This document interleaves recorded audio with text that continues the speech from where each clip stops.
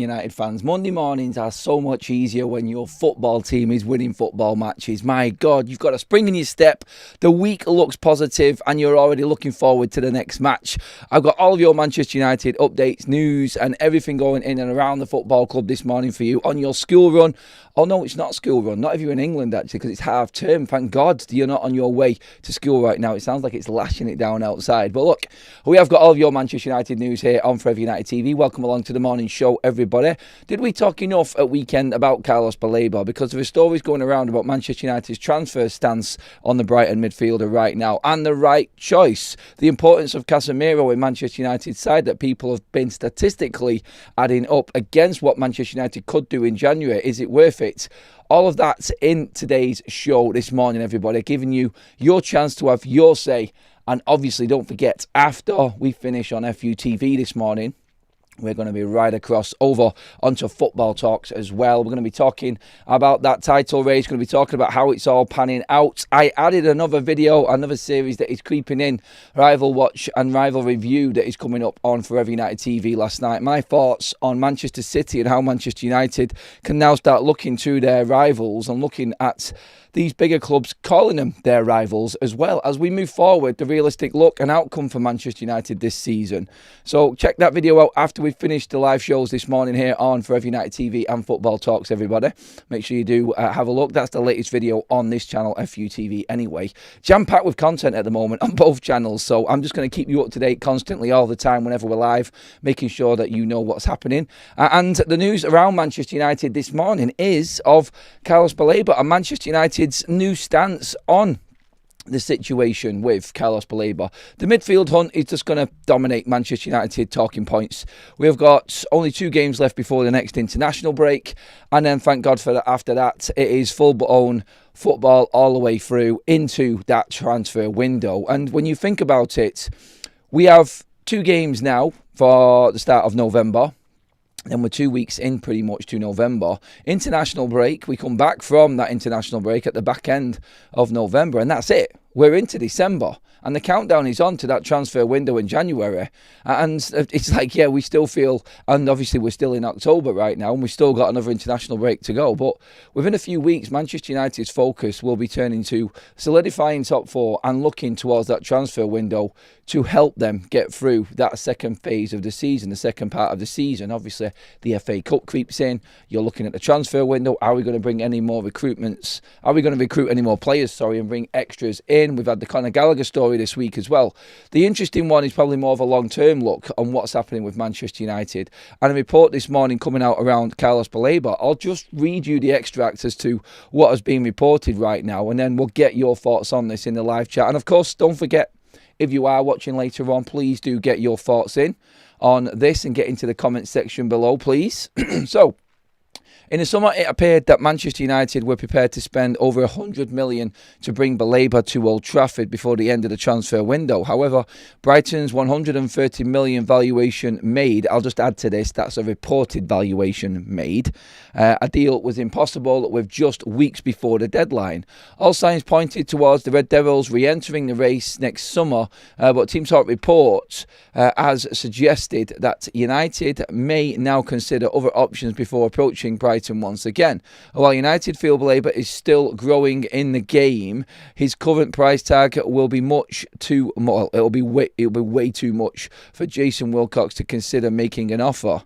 His poor performance against United on Saturday hasn't helped his case if he is still hoping for a move to Old Trafford. However, recent news on Manuel Ugarte, like we reported last night, could suggest that United will be looking for a midfielder sooner rather than later, especially if Casemiro is offered a new contract before the end of the season. United could be in the competition for midfield overhaul next summer. Ugarte hasn't been good enough. Casemiro's contract is expiring. Fernandez could see offers from Saudi, and of course, again, the Kobbie Mainoo situation could demand a move for his playing time, and that hasn't improved with Kobbie Mainoo either.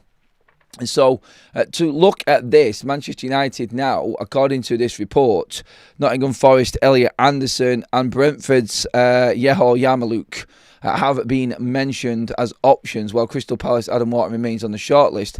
If United want to turn outside the Premier League, Sporting's Morten Hjulmand will likely be a favoured candidate. So, overall, in terms of Manchester United's look on Carlos Baleba, Brighton are standing firm. Tony Bloom, the chairman of Brighton, who, according to Graham, who sits near all of the dignitaries in the South Stands, wasn't looking too pleased with himself after the game and his result at Old Trafford at weekend. He is the one that I did that special report on regarding Carlos Baleba before, when it came out that Manchester United didn't even take a price or were even offered a price from Brighton. Now, they're the facts in all of this deal, and that's why I said reported £130 million. Manchester United will not go in for Carlos Baleba if he is anywhere near above 80 million as it stands. That's the reading that I'm getting. That's how I'm looking at this right now and what's being said. United, I don't even think, want to go near him at the moment. I think they have learnt from not jumping the gun. And it all goes back again to what Ruben Amorim said last season. We won't make the same mistakes again. We're not just going to overpay for a player because we feel we need to get that player. We're going to wait. We're going to do what City did. We're going to do what Liverpool did. And examples of that were when City didn't get Ruben Diaz, when they didn't get Harry Maguire, they went and got Ruben Diaz the season after. When Liverpool didn't get the transfer of Virgil van Dijk from Celtic in the summer transfer window, they went and got him in the January transfer window. They will wait it out and see. But if Carlos Baleba's form does not improve, Manchester United, according to these reports, will not be back in for Carlos Baleba, and they will not go near 100 million price tag anyway. The noise is coming out, and this is where I need to make this very, very specific. The noises coming out from the reports are noises around the actual price for Carlos Baleba. Some people are saying it's 115, 105. We've heard 130 this morning. That's just going to keep getting elaborated and put out there in different ways. So I don't take that as a definite, that's what the price is going to be. It's going to be nowhere near that price. And the way that Carlos Baleba is going here, Manchester United, I feel the importance of this more than anything is the fact that we've learnt from this.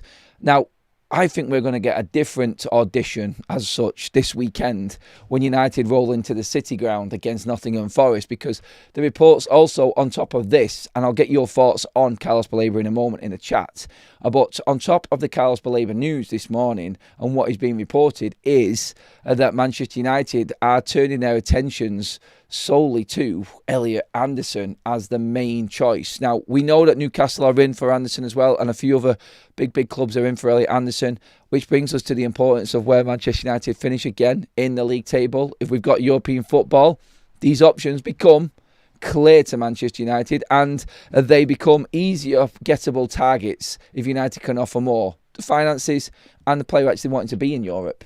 That just puts Manchester United in a completely different ballpark, and everybody will hate Manchester United being back up there contending again, because our spending power is such that we will be able to outbid most clubs for these types of players. We're not going to mess around in not bringing in the right type of player. Every single Manchester United midfield target that we're looking at right now is of a younger age that INEOS would go in on, I feel anyway, and would spend a lot of money on. Elliot Anderson, I think, is the right direction for Manchester United at the moment, rather than Carlos Baleba. Look, if a player wants to come to Manchester United, if a player is a supporter of Manchester United, it doesn't mean that he is the right player and the right fit for what we're talking about right now. I'm sure there's a lot of players in Manchester United's squad that we have moaned about that are Manchester United supporters and love the football club, but they're just not good enough footballers. And that's when decisions need to be made. And I actually feel like this is a crucial decision that's been made here. It's the right move, and Manchester United are not falling back on previous mistakes that they have made before. Like Ruben said, this is the bigger picture for United now. This is the long-term plan. And Manchester United not going for Carlos Baleba, I think, well, looking at the form right now, seems like the right move. Whether or not that changes towards the back end of the season and Baleba starts playing well again, he hasn't played 90 minutes once this season. That tells you an awful lot about where he is and where he's at. He was joking on Instagram beforehand and coming to Old Trafford with a laughing emoji on his Instagram post. And Brighton rolled into town thinking that this was going to be the same old, same old. You could tell it just had that vibe about it. And Manchester United put them firmly back in their place this weekend.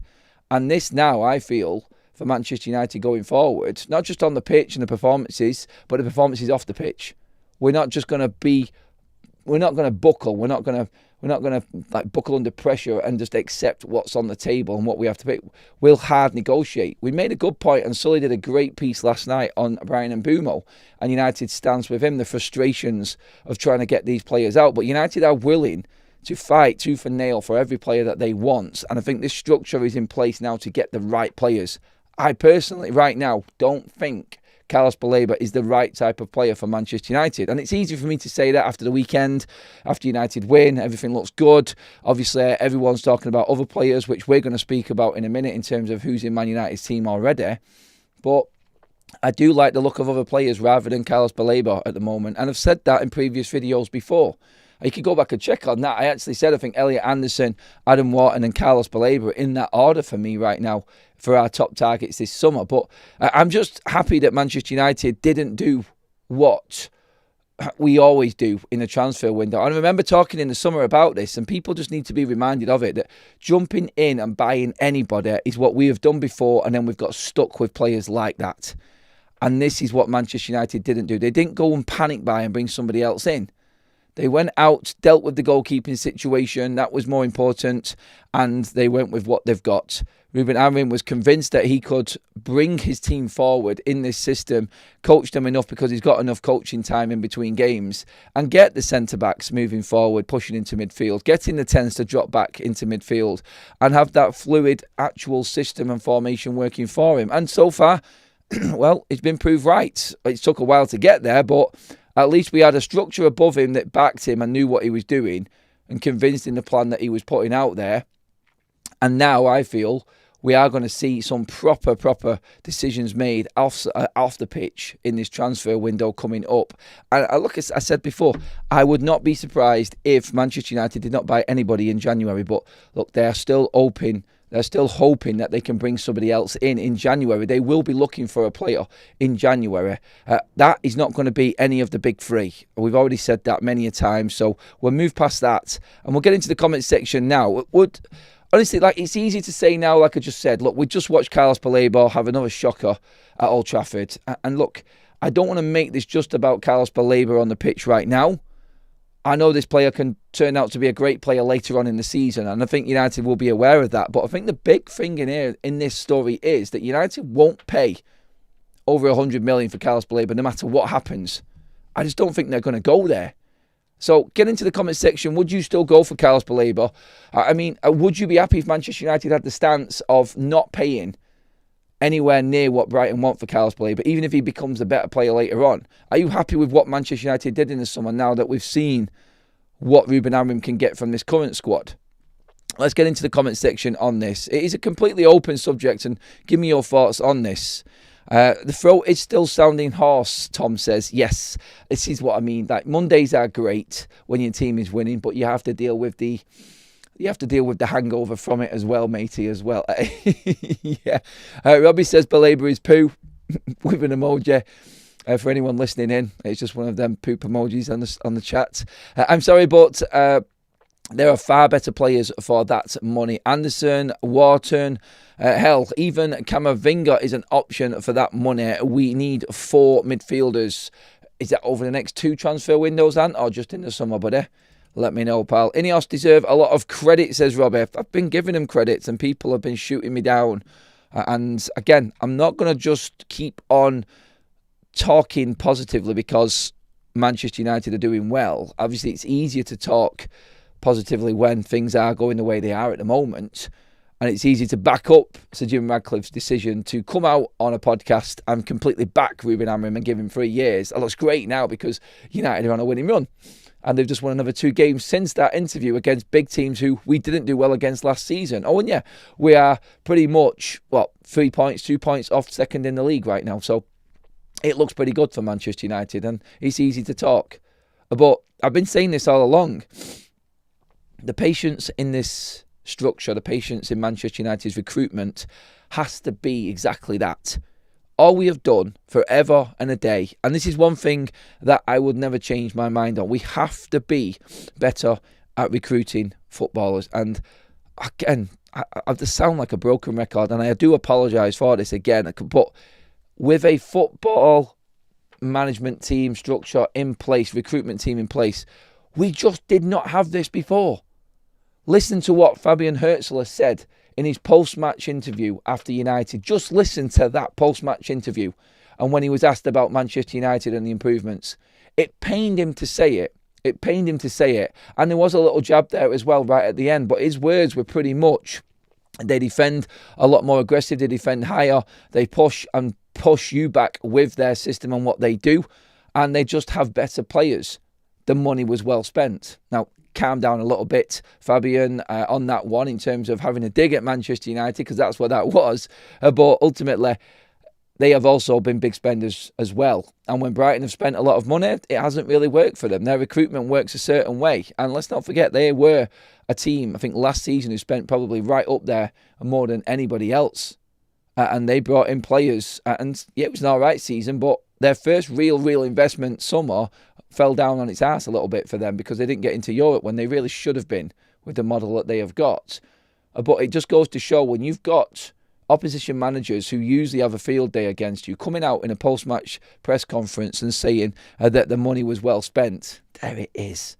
Every single success story is built off the back of brilliant recruitments, and United have always had this under the Ferguson era. Never going in and getting too many players, buying the right players. Yes, there have been some flops, but the general base, the foundation of that recruitment has been through working on football and with football people in place. United, ridiculously, and this is the circus that this football club is, didn't get anywhere near that. And that, for me, is exactly where Manchester United fell down, and now we're in a different position altogether. For more super chats in, keep them coming in, everybody. I'm going to come right into the comments now. Casemiro and Maguire only if on 1 year rolling contracts. Did you sort the wasp out, says Robert. Yeah, Willie's gone now. He's gone. I'm not going to say any more on that. on that. Right. We also have a poll running right now as well, which is keep Casemiro at United next season. 60% of you are saying no right now. And by the way, stats on Casemiro are absolutely ridiculous right now. I don't know if you've seen these at all. I don't know if you've seen the I think it was TNT who came out. In fact, I think I've got it up here in front of me right now. Manchester United with Casemiro on the pitch this season, 3 goals conceded. Manchester United without Casemiro on the pitch, 16 goals conceded. Look, coincidence? You can talk about a few different things that have happened, but that's hard to argue against in terms of Agate or Casemiro. We'll talk about them in a minute, but there's food for thought just while you're getting your comments in, everybody. But yeah, them stats do actually really stand out, don't they? It's important to remember certain things. Professionalism, experience do go a long way in football, and I think Casemiro has proved, like Ruben said after the game at weekend, he's an example to everybody else. Manchester United are better with him in the side. It's clear. You just have to have runners and a high defence around him to help him out, which United are starting to get to grips with. And now we are going to be tested in these next 2 away games. We've done everything that we've needed to do. We got the back-to-back wins. In fact, we've got 3 wins. We've won away from home. We're beating teams that are not just from the that have been promoted teams, or a red card or a penalty has happened. Everything and all of them horrible stats that everybody's been piling up against Manchester United have all been blown away now. So now we're on to normal football. And now we're up to 2 very, very difficult away games that Manchester United have got coming up right now. You've got high-flying Spurs in a couple of weeks, and you've got a resurgent Nottingham Forest, even though they lost yesterday to Bournemouth under Sean Dyche, who are coming back into their normal, let's just say, structure and setup. Because Dyche, pragmatic as he is, has got all the players that he wants there to play that way, and that's going to be a difficult game for United on Saturday. Very difficult. Watch along in progress for that one. I've got a feeling I'm going to be a little bit on edge for that one. To be honest, I'm on edge with everything with United at the moment. The league is so inconsistent right now. Win 2 or 3 games, you're right up there. Lose 2 or 3, back into 12th. Look at Villa. Didn't win a game for 5. Now on us, Liverpool opposites. There's a long way to go. Yeah, there is a long way to go. But look, Manchester United are doing things that we haven't done for the last 2 seasons. Everyone else, this is normal for them. United, this is different. This is why we're talking about this in a more positive way. You can always look at it and always be that, let's say, glass half full type. And I'm not saying that Carl is that, but he is. And he knows it anyway. But he needs to be proved a lot more. This team needs to prove to him a lot more than what we've got just now. And that's fine, like I said. But I think it's easy to look at that, and expecting Manchester United to fall is easier than thinking that they can go further than where they are right now.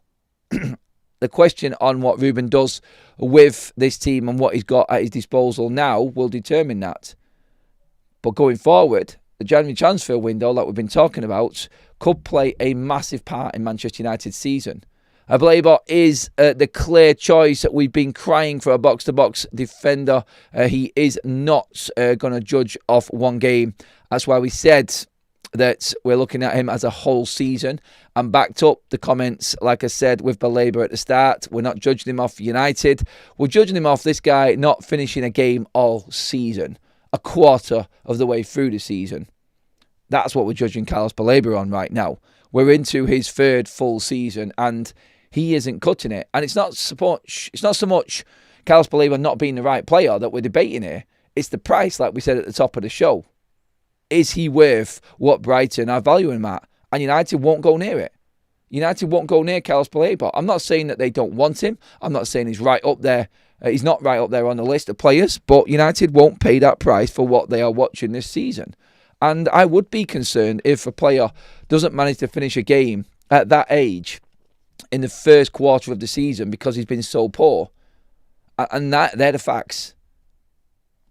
I'd expect my young £100 million player to be playing every single minute of every single game. You're up here. If you're talking £100 million players, tags here, you're talking Declan Rice, Jude Bellingham. These are the types of players. I know you could argue against me and say, well, look at what Liverpool have bought, and that's what... I know, I get it. But let's just be clear on this here. Central midfielders, for Manchester United to go out and buy someone for 100 million, you'd need a captain material, someone who's going to be the future of this football club you can guarantee on. Declan Rice was worth every single penny of the money spent on him. Jude Bellingham was probably exactly the same at Real Madrid. These are the types of players you spend that money on. For Manchester United to go out and spend that on Carlos Baleba, I just don't think they're in that space.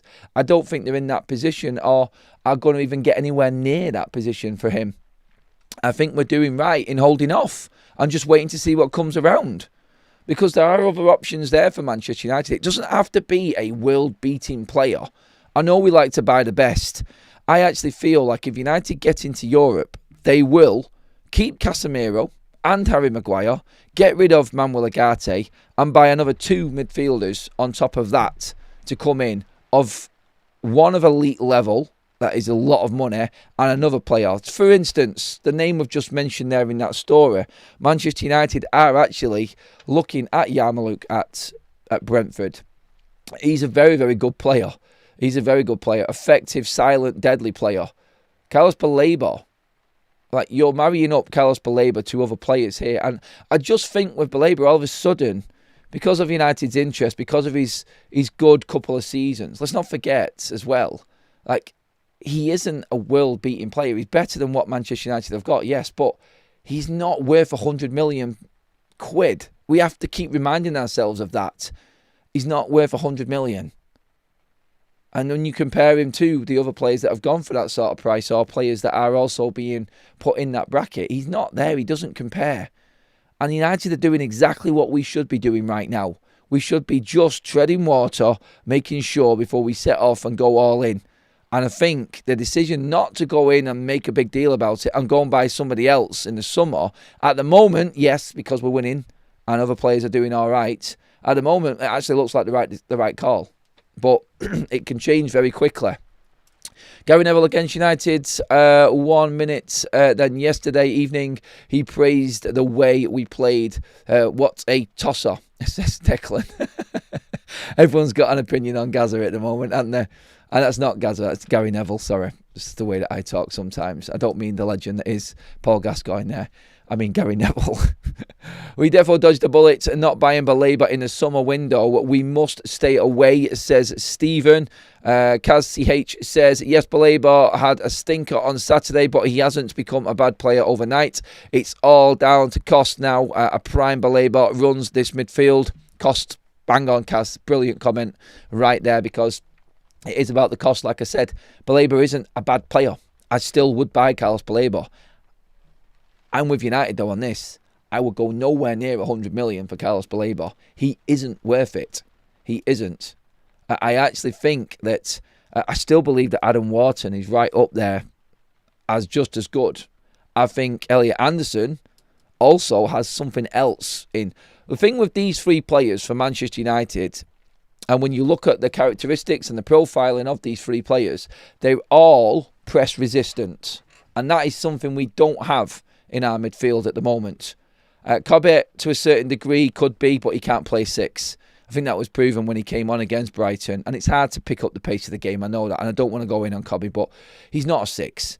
He's really not an 8 either. He hasn't got the legs for an 8 in this system. And I understand why Ruben's not playing him there. He's a 10. And he's not going to get into that 10 position.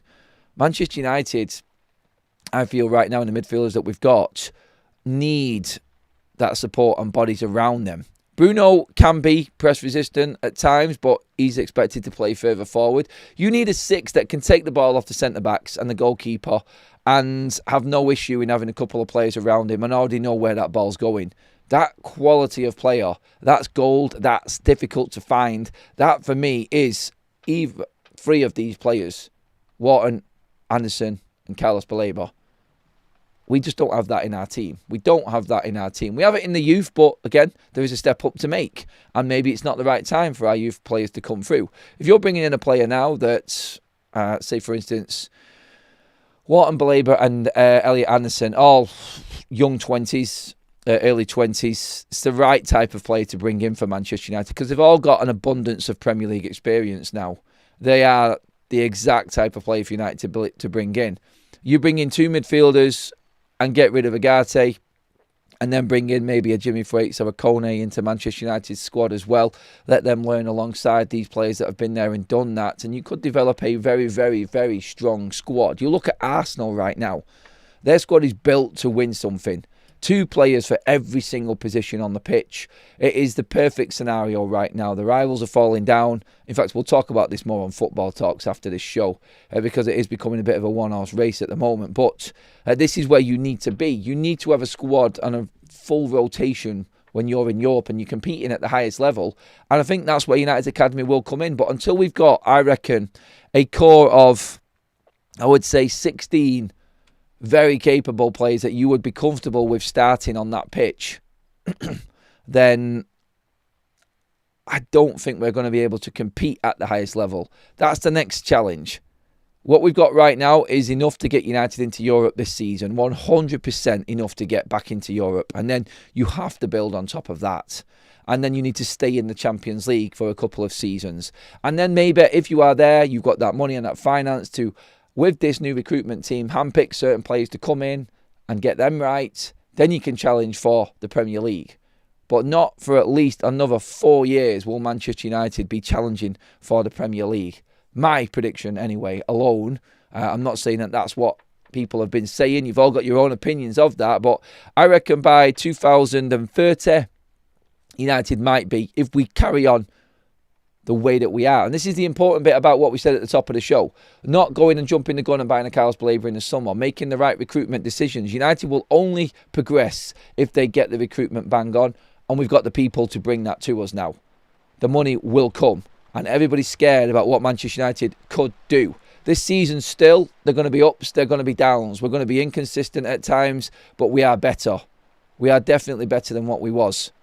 And that, I think, is the big difference for us now. Just get into Europe. Get into that top 6. Get the Europa League at least. And if you get the opportunity to go for the Champions League, let's go for it. Aim for the top 4 and you'll get the Europa League easy. I've said it so many times. That's where United need to be. If they're aiming for that top 4, then you're pretty much guaranteed to have European football next season. I think just the fact that we're in it and we're in amongst it and we're not caught adrift, that's enough for me right now. I think the Christmas break will definitely benefit Manchester United because we haven't got as many games.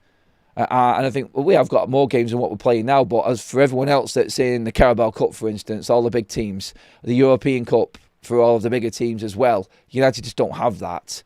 And their fixture list is jam-packed compared to Manchester United's. So I think this is where we double down. And when we get through these 2 away games, like there's no easy game in the Premier League, of course, but you're looking then at the Wolves, the West Hams, the Leeds that we haven't played yet as well. These so-called lesser teams that United should be beating. I say should be. That is the main word there. But still, like, you know what I mean? Like, getting through this now, and I said these next 4 games were going to be crucial for Manchester United. Halfway through, maximum points. If we can pick up 4 points now from Forest and Spurs, I think that is it. We're set.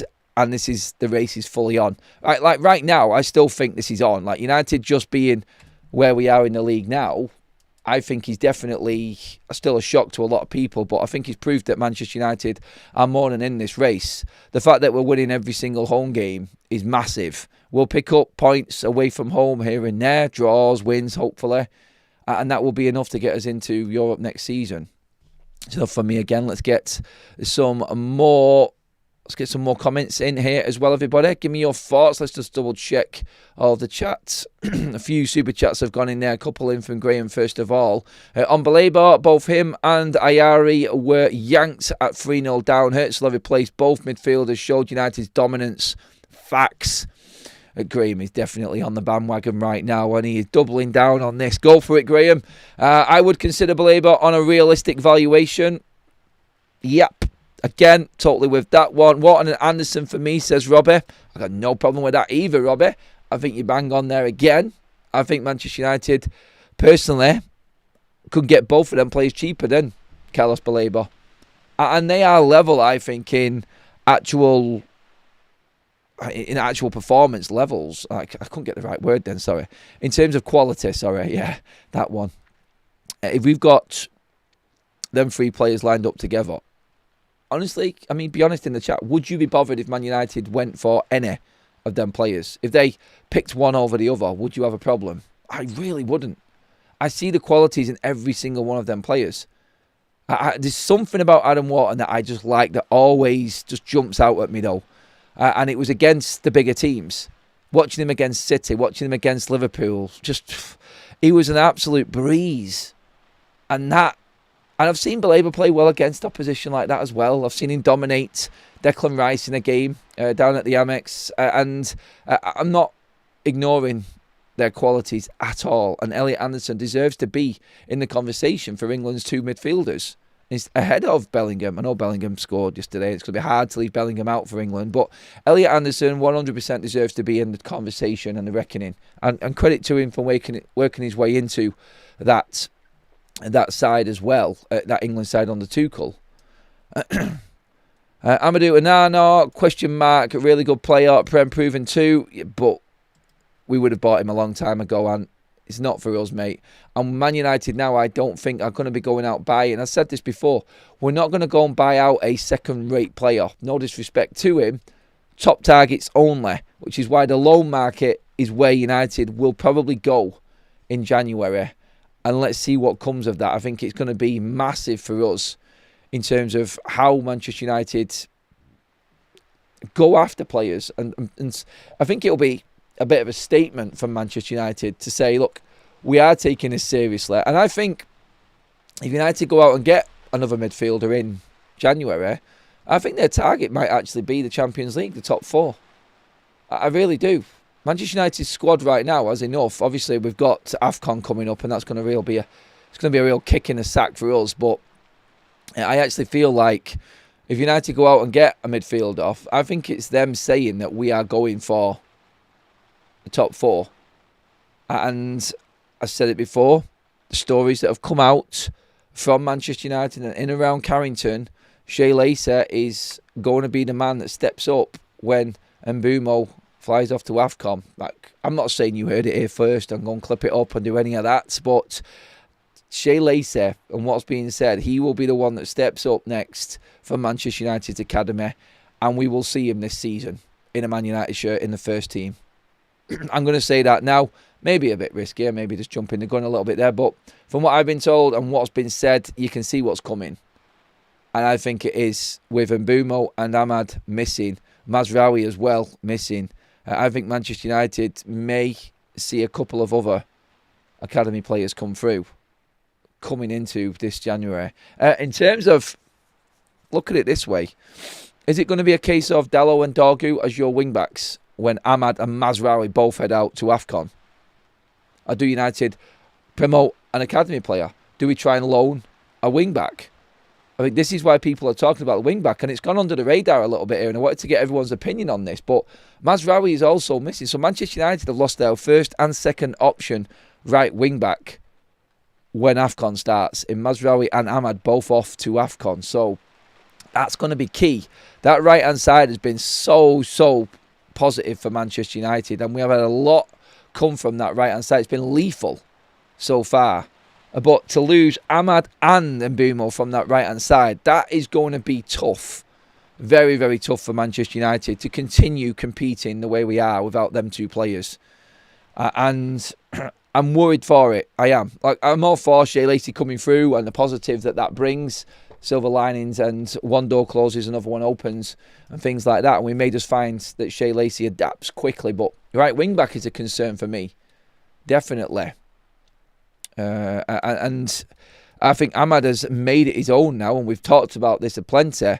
But even Mazraoui as an option there as well. I don't like the fact that it would be Dorgu and Dalot as our wing-backs, because Ahmad's attacking prowess definitely gives us something extra going forward, and I think we'll be missing something. I actually think Manchester United need to be thinking about this now going into AFCON, because you've got some real momentum building here, and the last thing we need is it all falling down right at the turn of the year, because the big game's coming in January. I think as the year turns, I think we've got Burnley and Leeds, but then we've got City and Arsenal back to back, and I think AFCON runs into one of them games.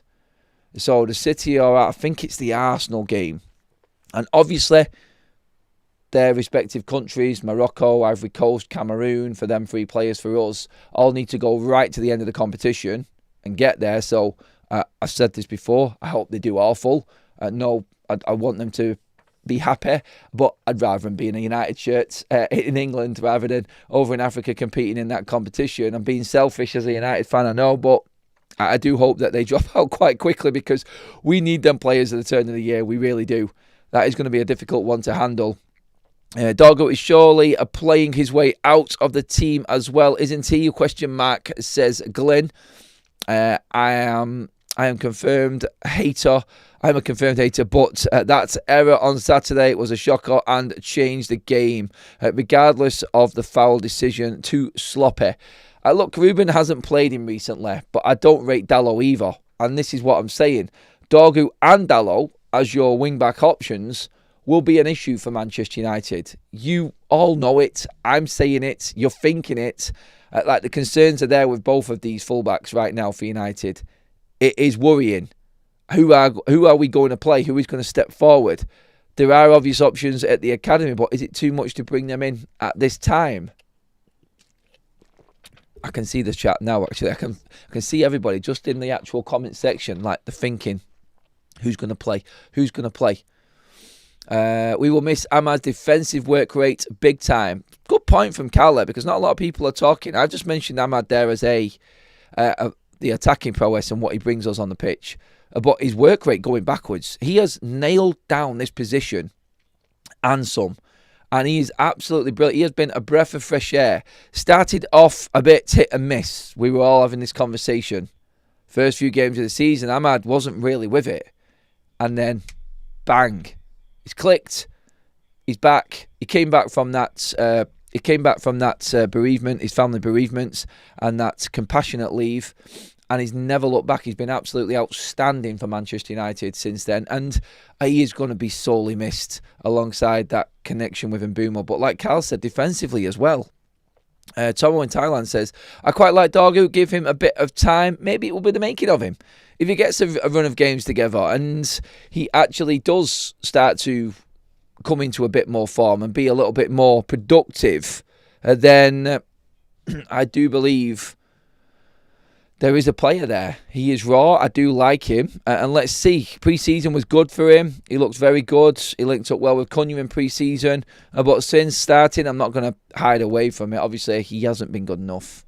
And he's going to be a bit of a concern going forward. Dalot is the first out the door if I'm Ineos, says Stu. I saw that our friend Tyrell Malacia was on the bench at the weekend. Yeah, Ruben apparently is very, very pleased with Tyrell Malacia and has praised his attitude, is the word coming out of Manchester United at the moment. Does Malacia step into the fray? I mean, that is something that I never thought would happen. But the way that the dice are rolling at the moment, you may even see Tyrell Malacia. It's a fair point. I know it isn't what I want. It isn't what I think should be happening. I think Malacia is gone in the summer. I think that's a guarantee. But do Manchester United need to utilise what they've got there? They need a body who is used to playing fullback or wingback. And Malacia, he is that player, isn't it? I mean, Malacia, Dorgu and Dalot as your wingbacks. Oh, good God. That should be concerning for most Manchester United fans right now, shouldn't it? That would be a bit of a worry for me anyway. Keep your thoughts coming in, everybody. Dalot won't be going anywhere. He gives all on the pitch, and the manager loves that 100%, says Joe. Joe's not wrong with what he says there. Dalot is a starter for Ruben when he can get him in that side. I'm not saying Dalot has been horrendous the last couple of games, but he has been our weakest player consistently this season, I feel, from them regular starters. That's how I'll summarise. That's how I'll sum up Dalot. We clearly needed a third left-back on the bench rather than integrating academy kids. Leon scored the other day. Did you see the goal he scored at weekends? A good point made there. Leon Mantato are not ready, says Oculus. But do you know what? For the odd game off the bench, if you need something different, maybe we could utilise a couple of players. Maybe it could be Dorgu and Leon. Look, I mean, he scored a good goal. He carried it well. And he's doing well. He's doing very, very well in the under-21s at the moment, Leon. So let's just say we have got a prospect again there. And he has played in pre-season. He does know the players. And look, Manchester United may be forced into using these players. So that's something that we're going to have to look at and obviously take into consideration, I think, as well here. If Leacher is back, what about Shaw wing back and Leacher left centre back? Yeah, it could happen. Has Shaw got the legs to play left wing back, though, is the question I would say. I think he's suited to left centre back because he doesn't have as much running to do. Although he was getting forward quite a lot, and he has been that extra body moving into midfield that Michael Carrick quite rightly pointed out in his analysis of the game at weekend on Match of the Day. So, yet Shaw is getting more used to going further forward. And let's not forget, it was Shaw's intervention that brought us the second goal for Casemiro against Brighton at weekend. He played really well. Luke Shaw had a great game at weekend. And that closing down, that pressure that got the ball to Casemiro in that attacking third.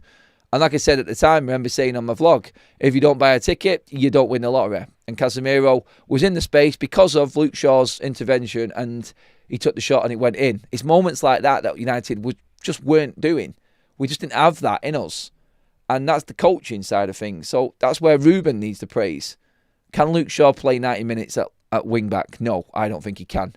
I don't think he's got the energy for it, to be honest. So again, it's going to be a tough one to call. But you're right, it might actually be that way. Leacher could be that extra bonus for Manchester United coming back, where he slots into centre back and Shaw moves forward. You could always put Harry Maguire in next to Harry Maguire at left centre back as well. Look, I mean, Harry's probably better in the middle. We know this, but with him, he could maybe play Yoro at left centre back as well. He's more than comfortable there. push Shaw further forward. That would be a very quick sort of left-hand side, you could say. Then you've got a combination of whoever else on the other side. At Dalot at right back or left back, I'm not comfortable with either side for him, to be honest. But look, I'm spitballing. I'm thinking outside the box at the moment in terms of how Manchester United cope with it. It may be a couple of games. It may be 3 games, maybe 4. I think the max that we could miss, I think, for AFCON is 6 games. So it just depends how these nations do. So we'll be all fixated on AFCON thinking how good Ivory Coast, Cameroon and Morocco do so we can get these players back in Manchester United's squad. We'll see, though. I think it's going to be interesting. If Shaw plays left wing back, he will get injured from the high-intensity sprints. That's probably what a lot of people would think. I'd play a ball boy over Dalot. I don't rate him at all, says Ant with a super chat there. Cheers for the super, Ant. Look, Dalot is getting slaughtered at the moment, but he is always going to be a go-to for Ruben Amorim. I think we know this now. And he is going to play a big part. You're just going to have to accept it, I think. Hat-trick from Biancheri too in that game. It's good to see these players playing really well in Man United's under-21s, because as much as we rave about the under-18s, the 21s is where you would expect the next player to come through. And I think that's where Shea Lacey is, Biancheri, that's where Sekou Kone will also be playing as well. And that's where Mantato and Kamasin are playing, right wing back. There's so many players in there. That's where Leon, again, is playing. So we might have to tap into what we've got and use our academy players to fill in the gaps at the moment. But expect to see Dalot every single game over the festive period. That's how I see it going down, because he's playing now with everyone available. So, and he's keeping Mazraoui and Dorgu out of the side in Ruben Amorim's eyes. Well, no matter what we think, Ruben Amorim is picking him ahead of both of them players. So with Ahmad gone and Mazraoui gone for a few weeks, expect to see Dalot week in, week out at Manchester United. That's why I see it. And Ruben will be looking at this and going, Dorgu can play on the right, Dorgu can play on the left, Dalot can do both of them as well. I don't think he's going to be too concerned with it. If Malassi comes back in, then he's got that as cover. Leon could come back in as well. Maybe Luke Shaw for 20 minutes or something, going from left centre-back when Dalot is subbed off or Dorgu is subbed off. There's a few different combinations you could work on there, but I think it's the sheer quality of the players that we're losing, which is the biggest fear, I think, for most Man United fans. And the quality of Mazraoui, Ahmad and Mbeumo, that is a lot to lose for a good chunk of games in our busiest period of the season as well. So I'm praying, I am literally praying right now that them teams don't do well. As a selfish Man United fan, sorry Mbeumo, sorry Mazraoui, sorry Dalot, Ahmad, sorry, not Dalot.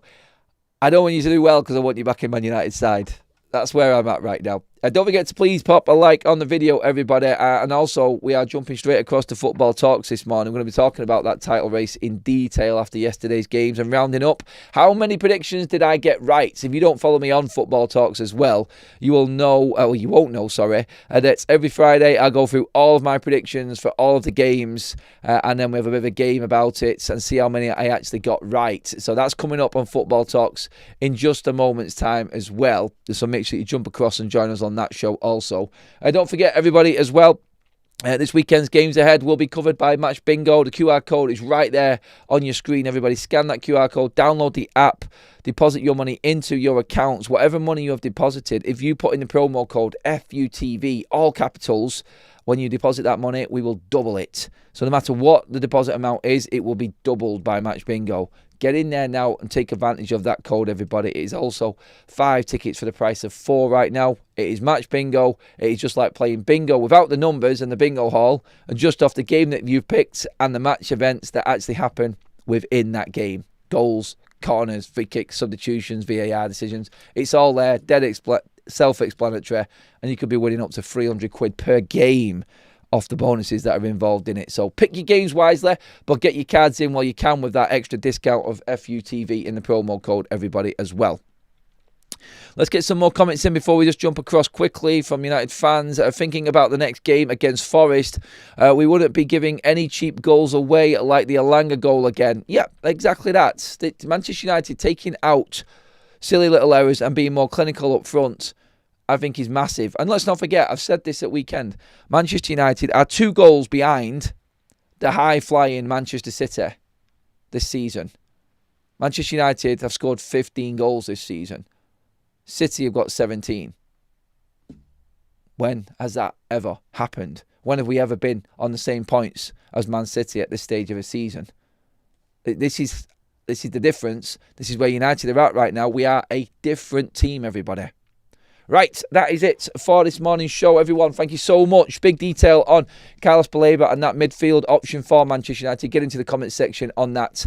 I will see you all over on Football Talks in just a moment's time, everybody. Thank you for tuning in. Thank you for the super chats and all of the mods for helping out in there as well. New subscribers, hello, welcome. Please join me now over on Football Talks, where we're going to be talking about that title race and everything that's gone down this weekend. How many games and predictions did I get right? Cheers, everybody. Give the video a like, subscribe. I'll see you on Football Talks in a minute.